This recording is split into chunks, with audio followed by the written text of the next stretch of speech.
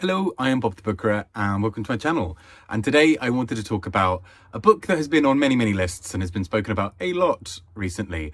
And that is I'm a Fan by Sheena Patel. And I think this book is so interesting in so many ways because it is this very strange little enigma of a book. It is something that's so bold and out there and often intentionally resists categorization, or it seems to resist the idea of awards, and I'll talk about that a bit later, but equally has been thrust everywhere and has just had this sort of complete life beyond its publication that has been kind of wild.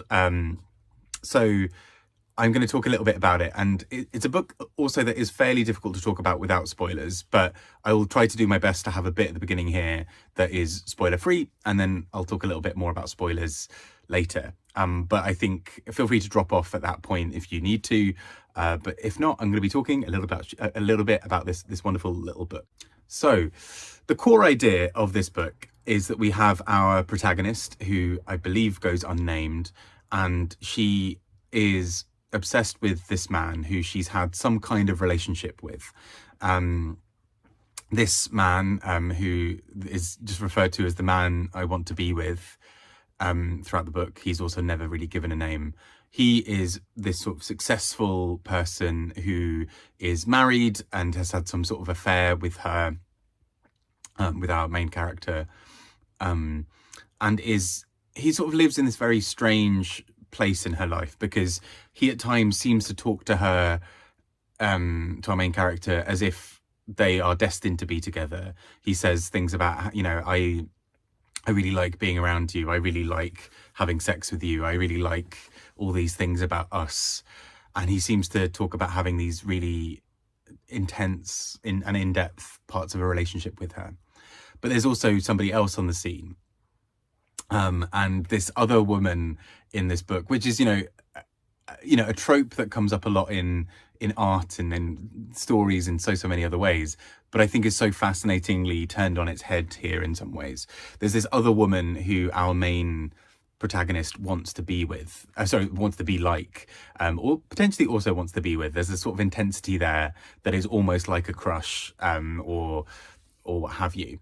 And she is this big social media personality, and our protagonist is deeply jealous of her in some ways, not only because of all of the success she's had and how she's able to move through the world in this very easy way, but also because she is having this affair with this guy. She is, you know, he occasionally spills secrets about her to our protagonist. And so our protagonist, or main character, is so sort of fascinated by the little crumbs of information she gets. Sometimes she finds out her name, like, bits about her story, for example, or finds out her name more properly. Sometimes she finds out that they're about to meet when they're both, you know, when the man and this other person are both going to be in the same city, and she finds out things about this. And so she finds out all of these details about this woman, and she doesn't follow her on social media. This is the really interesting thing for a lot of it. She doesn't often, for most of the book, follow her online. She just keeps on going to her page without following and checking out her stories or doing all these other things. And so this is very weird parasocial relationship anyway. And I think this is a really fascinating critique on the idea of these sort of parasocial relationships that influencers often have, of, you know, these big, huge people who are, you know, have 1 million followers, and they talk about things in a way that's sort of, you know, like, oh my gosh, you're like my best friend, like, oh my gosh, thank you so much, you know, to 1 million people, which is, you can't do that with that amount, or with even 100,000 or whatever. And so there's this very weird parasocial relationship where it's one-sided. You know lots about this person's life, they know next to nothing about yours, but equally they are both a person and a brand, and they're selling you things, which sort of makes you both a fan of theirs, like the title of this book, but also some kind of consumer. And so you, in some ways, are the reason that this person is this big. and you have some kind of odd part of that business relationship. You know, if you buy things using their link or whatever, you are contributing to them being able to do this. Also, what I find very interesting being a booktuber, obviously far smaller than that, like clearly nowhere near 1 million followers, which is fine. But equally, this idea of what does that relationship is a little bit of a bizarre thing. You know, we don't, you know, historically, these things didn't really exist in quite the same way until relatively recently.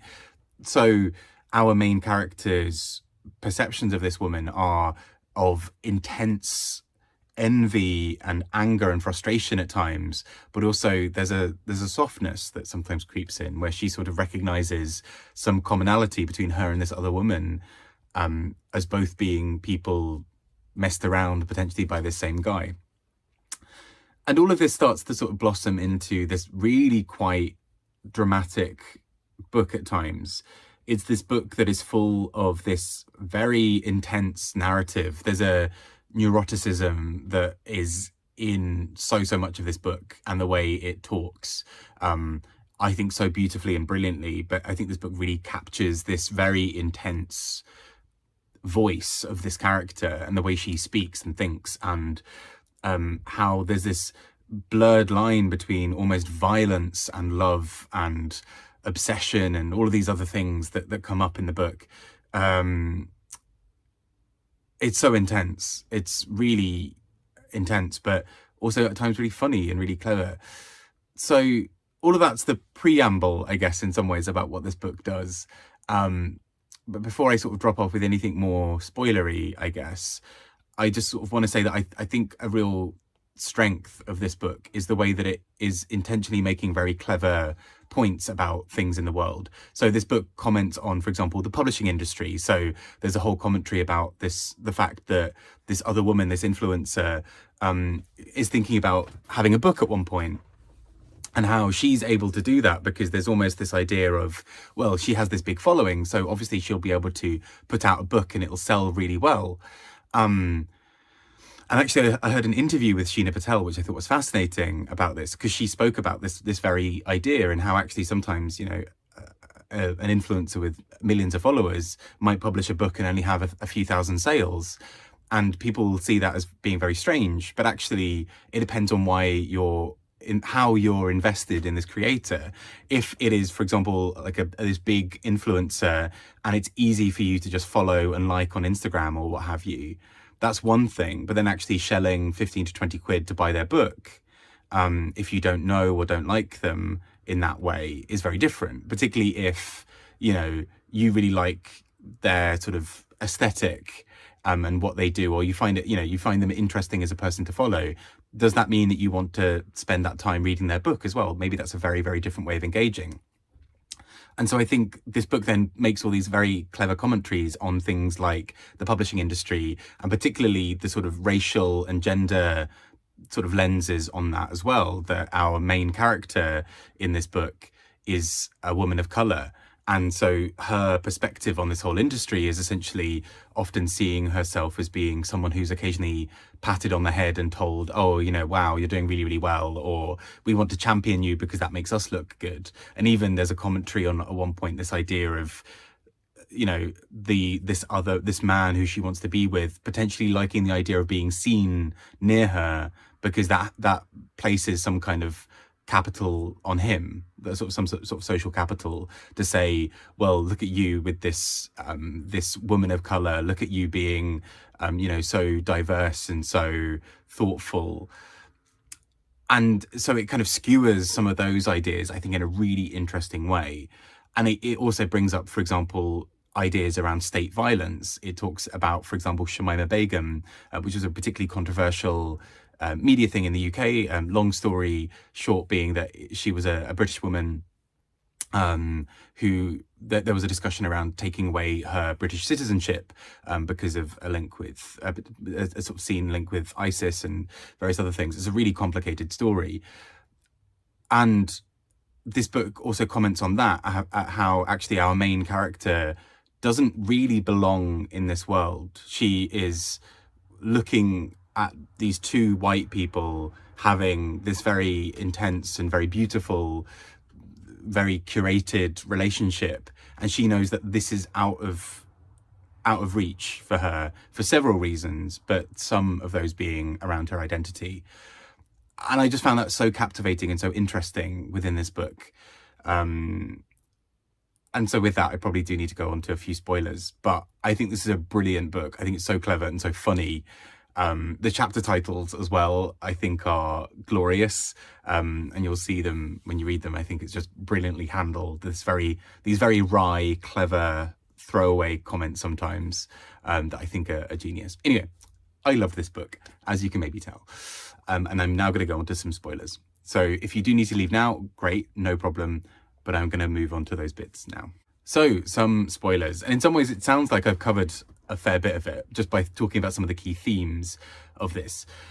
But what really starts to emerge in this is the sort of ferocity and drama of this relationship and of this these sort of parasocial and distanced kinds of ways of being between people, that the fact that they don't often get what they want from each other is part of this. There's this real intensity to liking someone that feels like this very stalkerish behavior, but does it ever really cross those lines? You know, our main character doesn't really interact with this woman other than following her, but she knows a lot about her, not only through her social media following, but also through the little tidbits of information she gets from the man she wants to be with. The man she wants to be with has these ways of bringing her closer and letting her feel that she's really loved and wanted, and then suddenly being quite cold.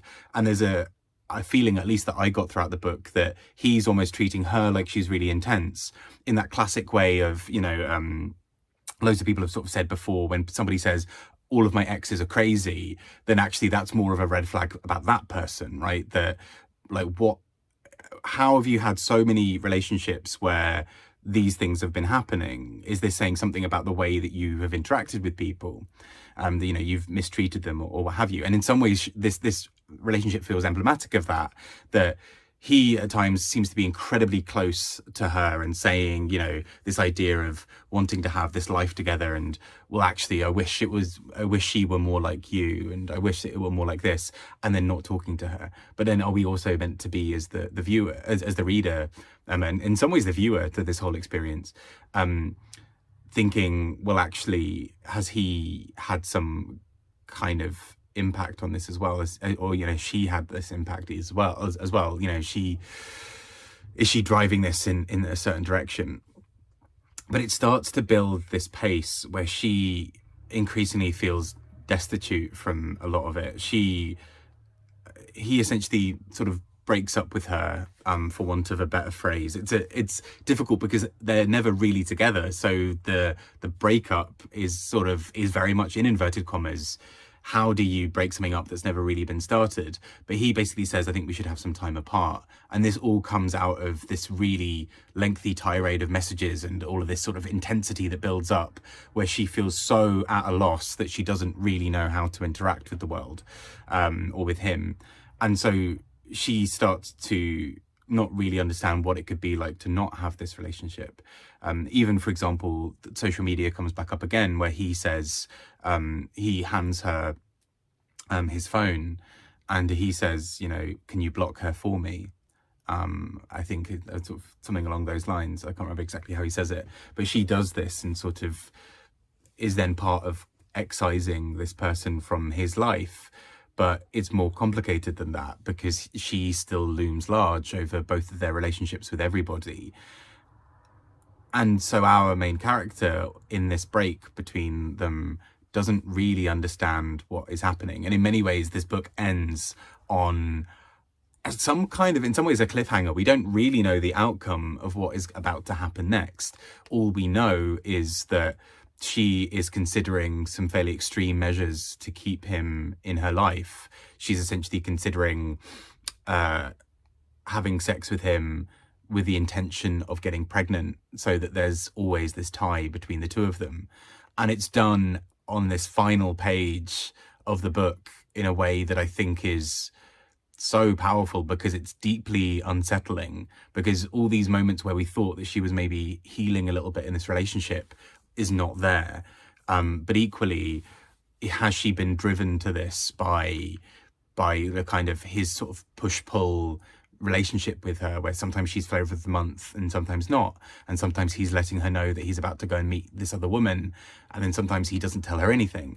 And so there's this real intensity in this book, and particularly it also feels like our main character has some sort of crush or is in love with this other woman, but then it's also a deeply troubling relationship for them both. It's never going to be equal. They're never going to be able to walk through the world in the same way, not only because of wealth and influence, but also because of race and because of class and all these other things.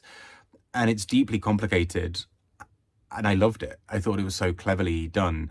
And it's interesting because in this interview, Sheena Patel, the author, says that she wants people to feel uncomfortable. She wants people to deeply dislike the character, and she is happy with people deeply disliking the book. And all of that is part of the process for her, that she says, actually, well, if somebody walks away from this book with a really strong reaction to it, great. I'm not here to make you comfortable. And for me, that's what's so brilliant about this book. There's an anti-book quality to this. She's resisting common narratives. She's resisting how a story is meant to be told, or how we're meant to like the characters. And she's resisting it in this really interesting way. So it's then really funny that this book has gained such a big readership and has gone on to be involved in prizes and, be shortlisted for prizes. It's so interesting to me. And I'm fascinated by what this book has been able to do. But also within that, me being fascinated by this book is also part of what she's trying to both achieve and also avoid. So I now sit in this very weird place within my reaction to the book where I've fallen into its trap, but I'm also potentially at the risk of not getting it by liking it. And I think that's what's so interesting and clever about what it does, is there's no winning. And I think that's its brilliance. I'm going to stop talking about it here. I think it's such an interesting book, and I'd love to hear people's thoughts. Take care, and I'll speak to you all soon.